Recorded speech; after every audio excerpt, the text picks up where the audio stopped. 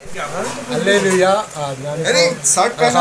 हमको अभी प्रकाश भैया का घर में, प्रकाश भैया के दोस्तों का घर में झूठा है, ये निर्मल भैया का घर नहीं नहीं, आज मैं बोला वो दोस्तों का घर है പ്രകാശ് ഭയ്യ का। ഹല്ലേലൂയ। ഞാനിപ്പോൾ കൽക്കട്ടയിലാണ്. കൽക്കട്ടയിലെ പ്രകാശ് ഭയ്യയുടെ കൂട്ടുകാരുടെ അടുത്താണ്. ഇവർ ഇപ്പോൾ ഭക്ഷണം ഉണ്ടാക്കാനുള്ള खाना बनाने के लिए तैयारी है। ये यूट्यूब मंच पर आप सबों को स्वागत है। आज संडे है और हम हर संडे तो नहीं हो पाता है, लेकिन संडे को जहाँ तक हो सके हमारा ये बेस्ट फ्रेंड है, बचपन का दोस्त है निर्मल लकड़ा, और एक फ्रेंड है हमारा रोबिन टिक्का, और हमारा एक केरल का स्पेशल गेस्ट है ब्रदर जुमोन।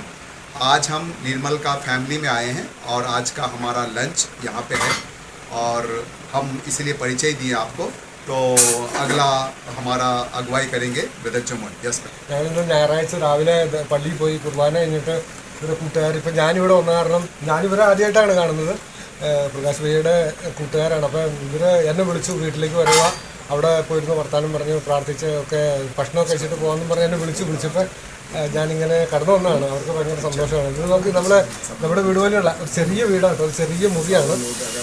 ഈ മുറിയിലാണ് ഇവർ താമസിക്കുന്നത്. ഈ 2 മുറിയുള്ളൂ, ഒരു അടുക്കളയും ഒരു മുറി മാത്രമേ ഉള്ളൂ. ഇവിടെയാണ് അവർ താമസിക്കുന്നത്. हमारे दोस्तों के लिए हम धन्यवाद देता हूँ इस परिवार में आने के लिए, बुलाने के लिए और इस फैमिली के लिए प्रार्थना करना, अच्छा दोस्ती के लिए प्रार्थना करना। हमारा दोस्ती बचपन का है, अभी हमारा 59 एज है और हमारा दोस्त एक साथ है, और हमारा पैरिश में हमारा 5 पांडव नाम दिया है, इसीलिए हम हमारा फैमिली है, बच्चा है, परिवार है, लेकिन हमारा दोस्ती एक जैसा है और हमारा दोस्ती निस्वार्थ है। ऐसा दोस्ती बनाए रखने के लिए, आप लोग को भी मिलने के लिए आप लोग दुआ प्रार्थना करना। ചെറുപ്പം മുതൽ ഇവർ പരിചയക്കാരാണ്, ഒന്നിച്ച് കളിച്ച് വളർന്ന ആൾക്കാരാണ്. ഇത്രയും വലുതായിട്ട് ഇവരുടെ കൂട്ടുകെട്ട് നിന്നിട്ടില്ല. കൂട്ടുകെട്ടെന്ന് വെച്ചാൽ പള്ളിയിൽ പല സ്ഥലത്താണ് താമസിക്കുന്നത്, 3 സ്ഥലത്താണ് താമസിക്കുന്നത്. ഈ സഹോദരൻ്റെ വീടാണിത്. മറ്റേ സഹോദരൻ ദൂരെയാണ് താമസിക്കുന്നത്. അപ്പോൾ ഇവർ ഒന്നിച്ച് കൂടി ഇപ്പോൾ ഞങ്ങൾ ഭക്ഷണമൊക്കെ ഉണ്ടാക്കി റെഡിയാക്കാൻ നിൽക്കുന്നു.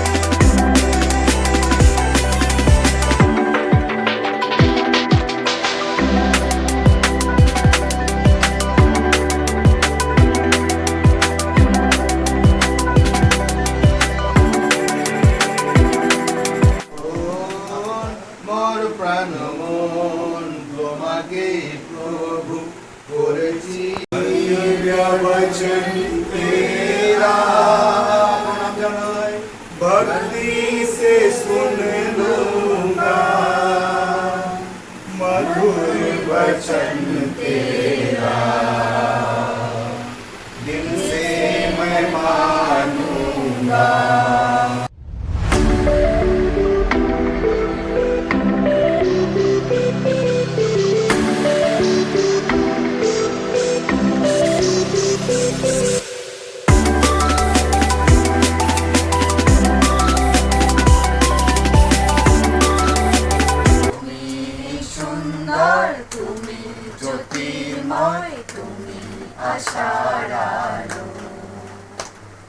ছিলাম পাপী আমি অতি, ছিলাম পাপী আমি অতি, বাসবে আমায় ভালো।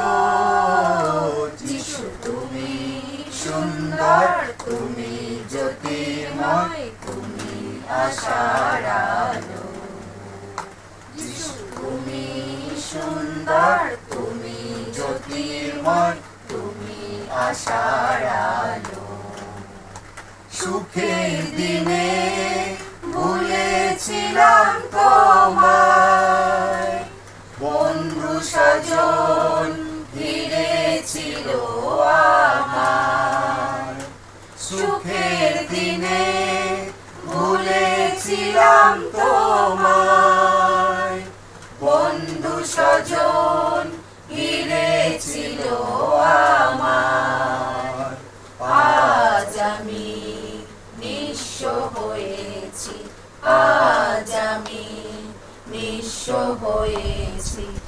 তোমার পরশ পেয়েছি।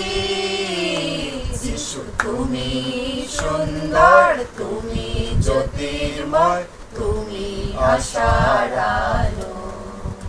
যিশু তুমি সুন্দর, তুমি জ্যোতির্ময়, তুমি আশার আলো। সবাইকে জয় যিশু জানাই, যিশুর নামে সবাইকে সুস্বাগতম জানাই। আর আমরা যিশু গান গাইলাম, যিশু সুন্দর, যিশু জ্যোতির্ময়, আমাদের আশা ভরসা সব কিছু তাতে, কারণ তিনি আমাদের আশার আলো। আর তাই আজকে আমাদের বাণী স্মরণ করিয়ে দেয় মতি রচিত মঙ্গল সমাচার অধ্যায় 15। আর আমরা দেখি 21 থেকে 28 পদে প্রভু যিশু কাছে একজন কানানি স্ত্রী এলেন। কানানি স্ত্রী মানে তিনি ইহুদি ছিলেন না, ছিলেন কানানি স্ত্রী মানে পরজাতি, ইসরায়েলি না, পরজাতি। আর তাই যিশুর কাছে এসে তিনি প্রার্থনা করলেন যে আমার সন্তানকে অপদূত পেয়েছে, মানে তার মেয়ে ছিল একটি, তাকে অপদূতে পেয়েছে। আর প্রভুর কাছে যখন প্রার্থনা চাইলেন, প্রভু প্রার্থনা শুনলেন না, প্রভু প্রার্থনা শুনলেন না। আমরা জানি যে প্রার্থনা ঈশ্বর শোনেন, কিন্তু আজকের এই বাণীতে আমরা জানতে পারছি, বুঝতে পারছি যে যিশু তার প্রার্থনায় কর্ণপাত করলেন না, কিন্তু তিনি হতাশ হয়নি, আরো উৎসাহ নিয়ে তিনি যিশুর কাছে প্রার্থনা চাইলেন। আর যিশুর সঙ্গে শিষ্যরা থাকতেন, 12 জন শিষ্য। আর শিষ্যরা ওই মহিলাকে দেখে বিরক্ত হচ্ছে তার প্রার্থনা, তার অবস্থা দেখে।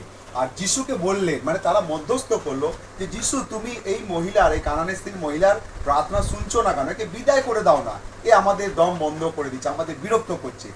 যিশু তখনও প্রার্থনা শুনেনি, যিশু তাদেরও প্রার্থনা শুনেনি। আর যিশু তাকে বললেন যে আমি এসছি ইসরায়েলের সন্তানদের জন্য, ইসরায়েলের বংশদের জন্য। আর কানানি স্ত্রী ছিলেন একটা পরজাতি, তিনি আমাদের ইসরায়েলের আব্রাহামের বংশ ছিলেন না। আর তাই যিশু তো সবাইকে ভালোবাসে, যিশুকে সবাই আশীর্বাদ করতে চায়, কিন্তু পরীক্ষা করার জন্য তিনি এই কথা বললেন, ওই নারীর বিশ্বাসের পরীক্ষা করতে। আর তাই শিষ্যরা যখন বললেন, তখন যিশু বললেন যে আমি কি সন্তানের খাদ্য না তার মুখ থেকে কেড়ে কুকুরকে দিতে পারি? তো এত বড় কথা, এর মানেটা হচ্ছে যে সেই মহিলাকে বিশ্বাস পরীক্ষার জন্য তাকে একটা কুকথা মানে শুনতে, যদি কেউ আমাকে বলে যে তুমি কুকুরের মতো আমাকে যে চাইছো, আমি তোমাকে দেব না, কিন্তু সেই নারী এতটা অপমানিত কথা শুনেও তিনি উত্তর দিলেন, তিনি রেগে যাননি। তিনি বললেন যে প্রভু, তবুও যে টেবিল থেকে, যে মেজ থেকে না, খাবারের যে টেবিল থেকে টুকরোগুলো পরে, সেটা তো কুকুরগুলো খায়, তো সেই রকমই আমাকে আপনি দিন। আর তখন যিশু বললেন, হে নারী, তোমার বিশ্বাস মহান, আর তাই তুমি যে বিশ্বাস করেছো, যাও, তোমার সন্তান জপদূতগ্রস্ত, সে আজকে মুক্ত হলো। ধন্যবাদ জানাই আমরা প্রভুকে যে দেখো, আমাদের খ্রিস্টান হয়ে ঈশ্বরকে জেনে আমাদের বিশ্বাস কত কম। আর যিশুকে এসে তিনি দণ্ডবোধ করলেন, নত হলেন। আর আমরা কিছু পেতে চাই, প্রার্থনা করি, কিন্তু আমরা মনে করি যে আমরা প্রভুকে জানি, অনেক বাণী জানি, অনেক ধার্মিক অনুষ্ঠান করে আমরা পাবো, কিন্তু সেই নারীর মতো বিশ্বাস আজকে যিশু আমাদের পরীক্ষা করতে চাইছেন। তাই আসুন আমরা প্রার্থনা করি আর প্রভুকে ধন্যবাদ জানাই যে যিশুর কাছে অনেকে আসলেও যিশু দিতে চায়, কিন্তু আমাদেরও পরীক্ষা দিতে হয়, আমার বিশ্বাসের পরীক্ষা। আর তাই প্রিয়জনেরা, আমার পরিবারের জন্য প্রার্থনা করি, আমাদের সন্তানদের জন্য প্রার্থনা করি, প্রভু যিশু তুমি সেই কানানি স্ত্রীর মতো আমার বিশ্বাসকে, আমার পরিবারের সন্তানদের বিশ্বাসকে বৃদ্ধি করো, যেন আমার এই যে তোমাকে বিশ্বাস করে আমরা যে জীবন যাপন করি, তা যেন বজায় থাকে অবশিষ্ট জীবনে। প্রার্থনা করি যিশুর নামে, আমেন।